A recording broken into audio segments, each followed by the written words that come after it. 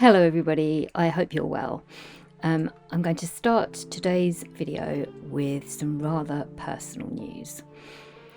I've broken up with ChatGPT.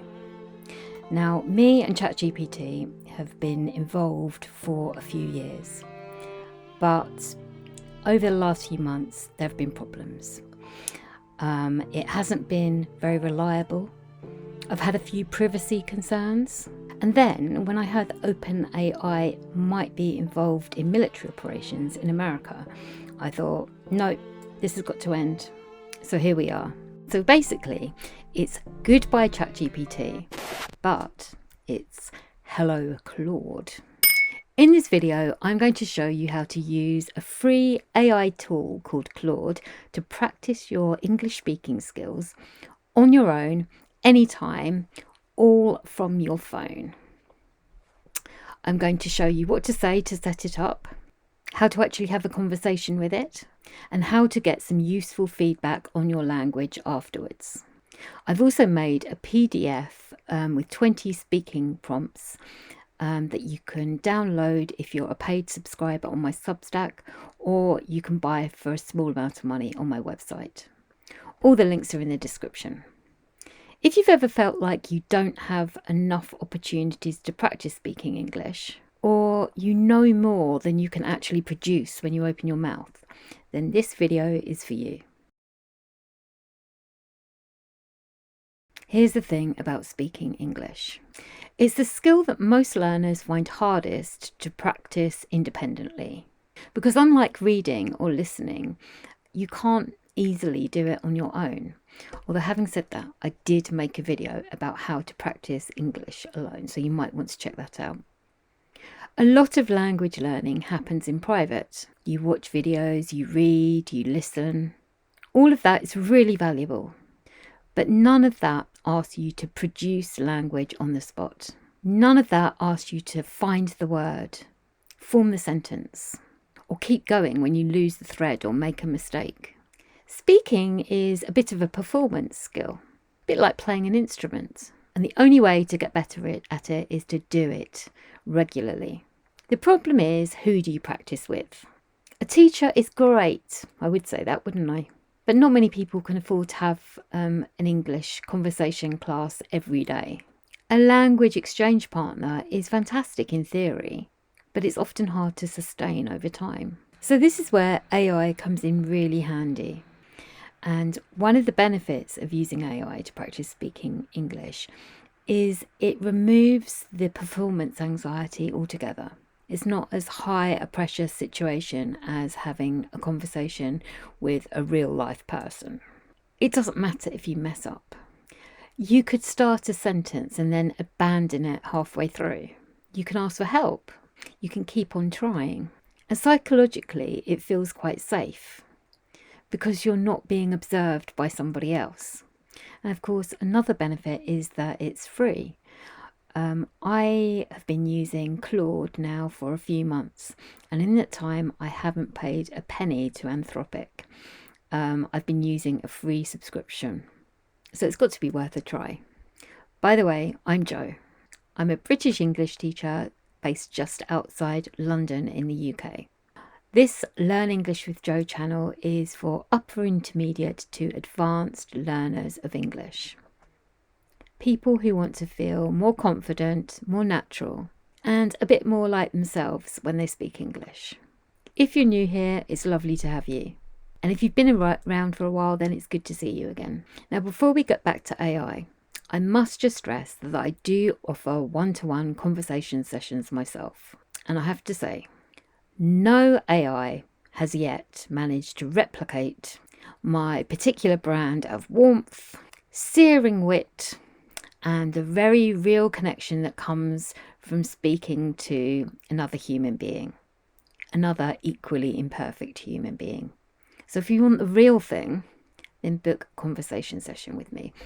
Again, the link is in the description below.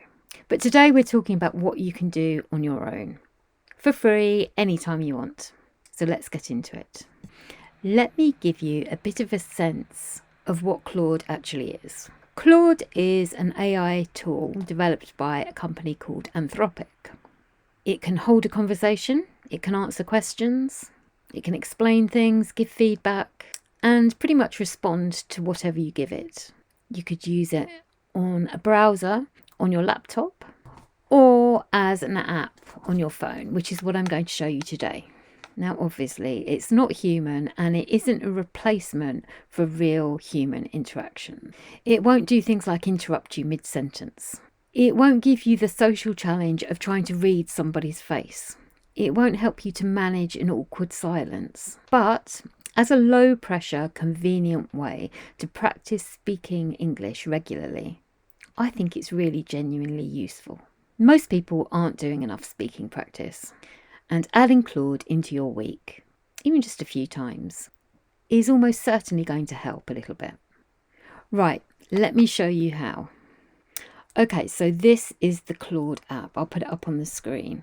And like I said, you can download it for free, and it's available on iPhone and Android. The free version is, like I said, genuinely useful on its own, but there's also a paid version with more features. But you don't have to pay anything for what I'm about to show you. When you open it up, it's a simple chat window. Very clean, nothing too intimidating. And what you're going to do is, first of all, set up your first conversation with a nice, clear prompt. Here's what I'm going to say, and I'm going to use it live now. So what you're going to do is you're going to find the black circle with the white lines on it, and you're going to press it. And it says start talking. So I'm going to say, I'd like to practice my English speaking. Can you have a conversation with me? I'm an advanced learner and I want to talk about the topic of making decisions under pressure. After our conversation, please give me feedback on my vocabulary and any phrases I could say in a more natural or sophisticated way. Brilliant. I'm really pleased to help with that, Joe. Let's have a proper conversation about decision making under pressure then. So here's my opening thought. I reckon most of us find ourselves in situations where we need to decide quickly, but we don't really feel ready. What's your experience been like? Is there a particular type of pressure that gets to you more than others? Or do you find you handle most of it fairly well? I particularly struggle with social pressure and saying no. I'm a people pleaser and I don't like saying no to people, basically. I get that completely. That's such a common thing, especially for people who are quite thoughtful and attuned to others' feelings like you are. So when you're in those moments where someone's asking something of you, and you feel that pressure to say yes, what actually goes through your head? So that was the beginning of my conversation with Claude. And as you can probably hear, it's already getting quite in depth. So if you want to slow things down or ask for clarification, you can say, oh, could you speak a bit more slowly, please? Or could you explain that in different words? Or could you explain that in simpler terms? And you'll notice that Claude will always come back with follow-up questions. And that's what you want. You want a dialogue, not a lecture from Claude. It keeps you talking. And remember, your speech doesn't have to be perfect. You're exercising your English language. So then after a few exchanges, you could ask for some feedback. Could you give me some feedback, please? Of course. Sorry. Did you want to keep going with the conversation first? Or shall I give you the feedback now on what you've said so far? Could you give me the feedback on what I've said so far, please? Right, absolutely. So, overall, your English is really fluent and natural, which is excellent. A couple of small observations. When you said, I don't like saying no to people, basically, that's perfectly clear.